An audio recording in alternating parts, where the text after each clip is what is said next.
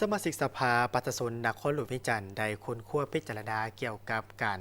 กาเกี่ยมในการสร้างตาแสงอยู่ที่เมืองสถานีนครหลวงวิจันทร์ที่มีชื่อว่าตาแสงสร้างมีไซซึ่งมีจำนวน24บ้านขึ้นกับ กองประชุมสมัยวิสามัญที่ 1ของสภาปฏิสุนนครหลวงวิจันทร์จุดที่2ได้ไขขึ้นในวันที่22พฤษภาคม2025นี้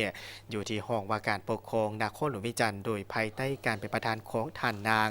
ลำพอยศรีอัคคจันทร์ห้องประธานสภาปฏิสุนนครหลวงวิจันทร์มีท่านสุ่งเล่ายงนู่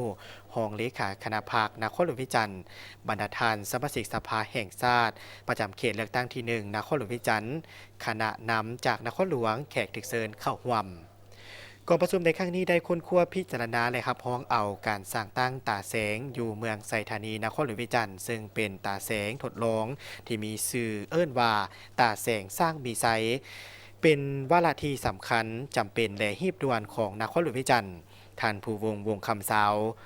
ห้องเจ้าของนครหลวงวิจันทร์ได้เสนอเกี่ยวกับการขอสร้างตั้งตาแสงทำอิฐอยู่เมืองไซธานีนครหลวงวิจันทร์ตามรัฐธรรมนูญฉบับปี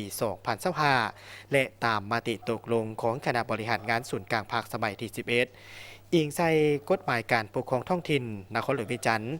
จึงได้เสนอให้พิจารณาสร้างตาแสงทำอิฐอยู่เมืองไซธานี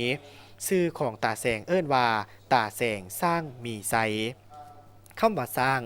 สืบเนื่องมาจากสื่อเดิมของเขตดังกล่าวในเมื่อก่อนแมนตาแสงบ้านสร้างซึ่งเป็นเขตที่ประชาชนประกอบส่วนอย่างตั้งหน้าเขาได้การต่อสู้ปลดปล่อยประเทศชาติและปลดปล่อยเวียงจันทน์ในระยะที่ผ่านมาภายหลังประเทศชาติได้รับการปลดปล่อยตาแสงดังกล่าวได้รับนามมายศเป็นตาแสงวีรชน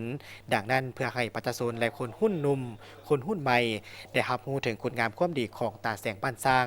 จึงได้กำหนดเอาคำว่าสร้างมาประกอบเป็นชื่อของตาแสงและเพิ่มคำว่ามีไซซึ่งได้มาจากมูลเสื้อได้การต่อสู้อันยืดเยื้อยาวนานจนได้หับไซสนะมีโชคมีไซเจริญขึ้นเรื่อย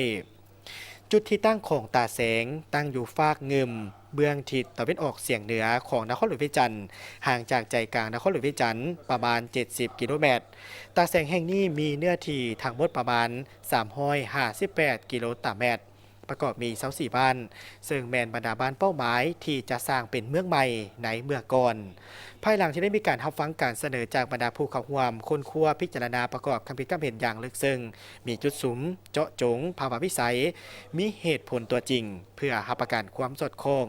กับนโยบายของพรรคถูกต้องตามรัฐธรรมนูญกฎหมายสภาพจุดพิเศษของตัวจริงนครหลวงวิจันทร์ ปัจจุบันเนไซรับประกันในการสร้างตั้งตาแสงในครั้งนี้สามารถนำไปจะตั้งปฏิบัติได้อย่างเป็นรูปธรรมที่แท้จริงและมีประสิทธิภาพ